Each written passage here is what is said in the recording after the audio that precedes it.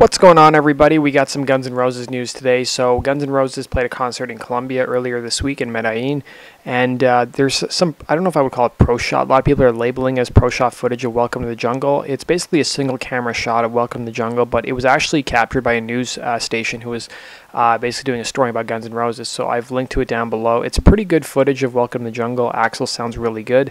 And we also got some other news about Guns N' Roses and Colombia. So Axl's been busy on Twitter. He congratulated Colombia on their new peace deal with the rebel group FARC.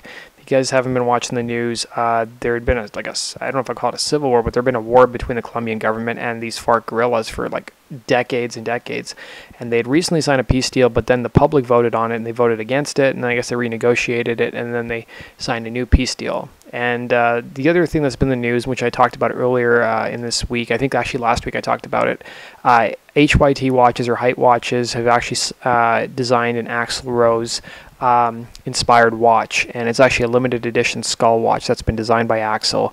It's available for about $100,000, and there's very few versions of the watch to purchase. So Axl's been tweeting about it on his Twitter page. He's got a video up on his Twitter page showing him performing live with Guns N' Roses wearing the watch.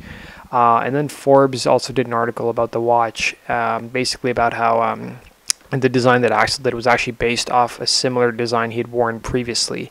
It's actually called the Maori version, which he was wearing until he designed his own.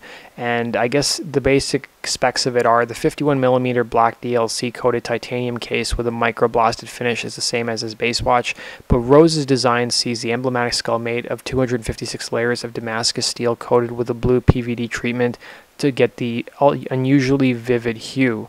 They said that they met Axl backstage at a concert AC/DC did this past summer in Bern, Switzerland, and the singer already had ideas of what he wanted to design. So the way the watch works is that he uses liquid as the hands of its watches, so the skull configuration is like a one-handed watch, meaning the liquid shows the approximate time within a few minutes of while the seconds are shown in one of the eyes. The liquid on this version is black in color, while the dial surrounding the skull is a rhodium-plated clouded Paris pattern, which usually basically looks a lot like studs when you look at it closely.